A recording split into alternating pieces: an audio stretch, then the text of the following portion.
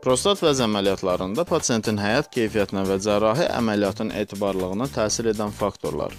Ən önəmli faktor qanamadır. Əvvəllər prostat vəzin sidik kanalından keçməklə elektrorezeksiyasında, hansı ki buna tur əməliyyatı deyilir, toxumaları kəsmək üçün elektrik enerjisi istifadə olunduğundan qanama əməliyyatdan sonra 5-7 gün davam edirdi. Bu vaxt ərzində pasient kateterlə yaşamaq məcburiyyətində qalırdı. Lazer texnologiyası inkişafına bağlı olaraq bu problem tamamilə aradan qalxdı.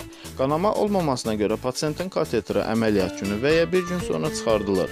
Lazer texnologiyasında istifadə olunan lazer şüası qan içində olan hemoqlobinə həssasdır. Başqa sözlə, lazer şüası təsirinə məruz qalan, tərkibində qan olan hər bir toxuma buxarlanır. Prostat vəzdə sıx damar şəbəkəsi ilə təchiz olunduğundan qanama olmadan əməliyyat edilməsi lazerlə mümkün hala gəlmişdir. Lazerlə prostat əməliyyatlarının ən önəmli üstünlüklərindən biri də qandurlaşdıran dərmanlar qəbul edən pasientlərdə etibarlı olaraq istifadə edilməsidir. Müqayisə üçün deyim ki, digər cərrahi metodlarda pasientin qandurlaşdıran dərmanları istifadə etməsi əməliyyatdan vaz keçmə səbəbidir. Ortalama bir prostat əməliyyatında xəstələrdə 500 ml qan itkisi olur. Ürəyi sağlam olan kişilərdə bu qan itkisi ürəyin daha artıq işləməsi ilə kompensasiya edilir, amma ürəyində problem olan qan itkisinə dözə bilməyəcək pasientlər başqa cərrahi metoda uyğun deyil.